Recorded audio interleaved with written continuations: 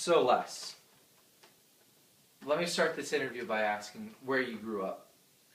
I was born and raised in Kalamazoo, Michigan, um, in a community of about 100,000 people. Kalamazoo is 150 miles from Detroit and 150 miles from Chicago. It's a great Midwestern mid-sized town, and my first 14 years through 8th grade were spent in Kalamazoo, Michigan. When did you move to California? A week before high school of 1962, we relocated to Atherton, California, which is about 30 miles south of San Francisco. And I started high school a week later at a local prep school in Atherton called Menlo School. Now, which do you call home? They're both homes for me. I love Michigan. To this day, I love Michigan. And I love how I was raised and where I was raised. And I never really lose my sense of identity as being a native Michigander. But the reality is that I've lived the majority of my life in Northern California primarily. And I love where I live, and my life now is here in Northern California. Now, from as early as you can remember, who in either Michigan or California had the greatest influence on how you would live your life? Um, I can't answer that question in terms of narrowing the answers down to one or two or three or four people. I think throughout my life there's been a series of people that have had great influence upon me, and in turn people that I've admired and have wanted to sort of shape my life to be more like their life. So it's really it's a wide-ranging answer, but certainly my parents, my dad and my mom in the early part of my life, certainly they had a large influence on me. And I'd also say my older brother, who was 4 years older than me, in the early part of my life, and then my stepfather, who came into my life when I was 14.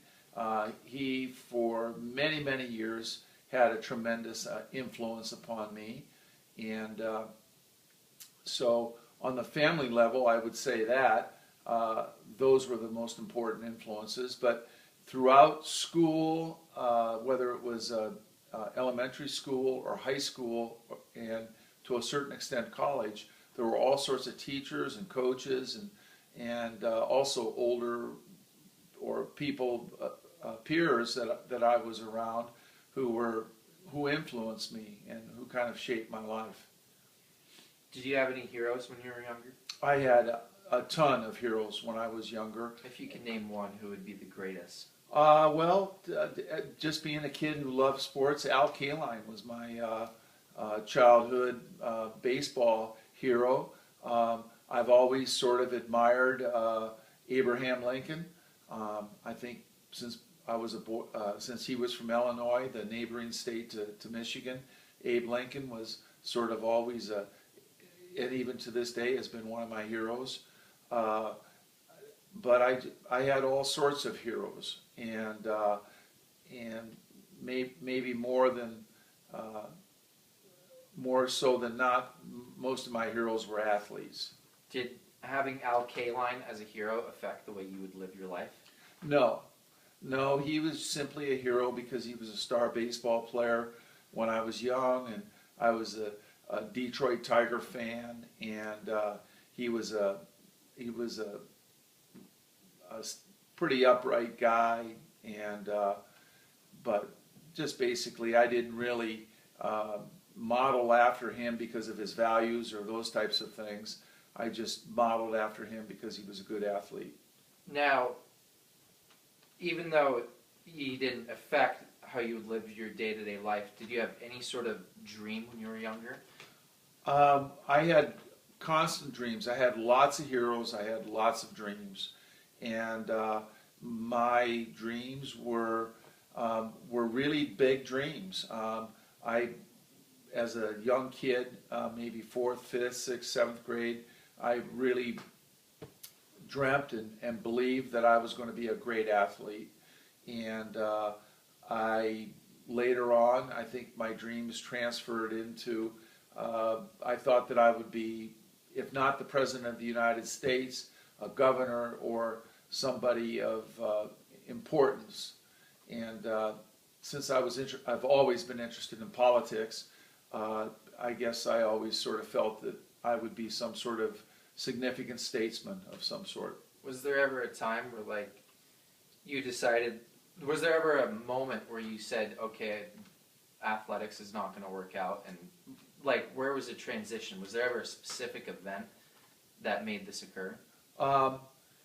Yes and no.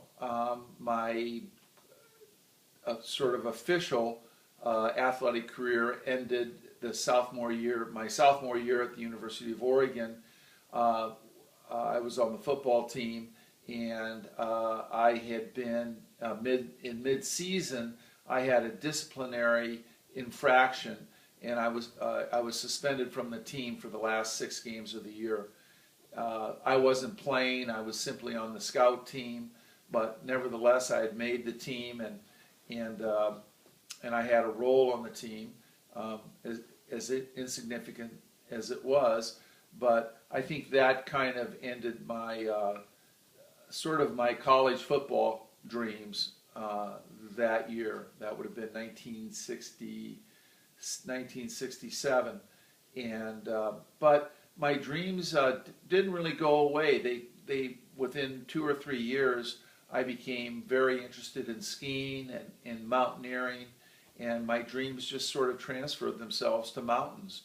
And in a certain way, my dreams became even bigger and more fulfillable, because now I could go see a mountain that I wanted to climb, and I could climb it. And of course, you can have all sorts of dreams of climbing big mountains in this life and never complete them all.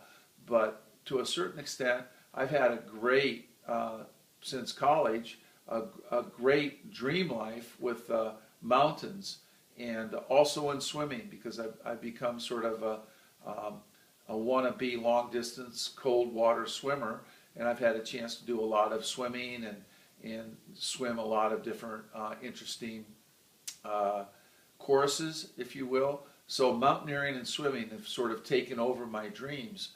And even today at 65, when I swim my 2 miles in the pool or up in the San Francisco Bay, I'm always sort of tinkering with different challenges and different things that I want to accomplish. So I still have my dreams. Now, going back to the situation at Oregon, if I were to ask you your life philosophy, do you think that event would have any effect on what your life philosophy is? Well, I was suspended from the team because I was carrying beer in the trunk of my car, and I was 19 years old, and I was stopped by a policeman for going through an intersection too fast. I wasn't ticketed, but he asked if I had any beer in my car, because I had 5 other guys in my car, and I said yeah, and there was more beer in the trunk of my car than I realized, because I was carrying beer back for the fraternity. So that was sort of a hard lesson for me, because to a certain extent, I really was not that guilty.